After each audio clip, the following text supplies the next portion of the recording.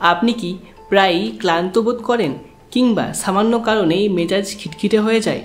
আপনি হয়তো ভাবছেন এটা সাধারণ ব্যাপার, কিন্তু যদি বলি আপনার শরীর আপনাকে গোপনে একটা ভয়ঙ্কর বিপদের সংকেত পাঠাচ্ছে। এই 6টা লক্ষণের মধ্যে একটাও যদি আপনার সাথে মিলে যায় তাহলে খুব সাবধান, কারণ শেষের লক্ষণটা সরাসরি একটা বড় রোগের ইঙ্গিত দেয়। অতিরিক্ত চুল পড়া।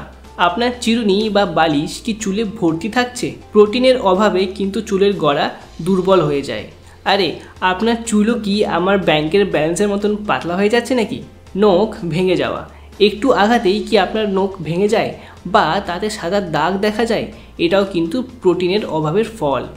সারাক্ষণ খিদে পাওয়া। খাওয়ার কিছুক্ষণ পরেই আবার খিদে পায়। আসলে প্রোটিন আমাদের পেট ভর্তি রাখে, আর এর অভাবে বারবার খাওয়া ইচ্ছা জাগে, বিশেষ করে মিষ্টি কিছু। ঘন ঘন শরীর অসুস্থ হওয়া।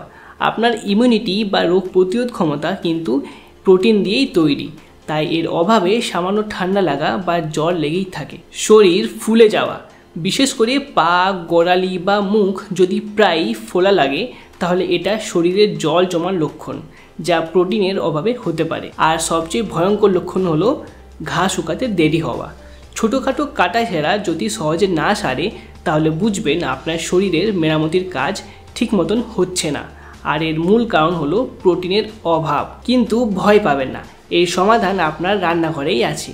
সঠিক পরিমাণে ডাল, ছোলা, ডিম, মাছ বা পনির আপনার ডায়েটে যোগ করলেই এই সব সমস্যা থেকে মুক্তি পেতে পারেন।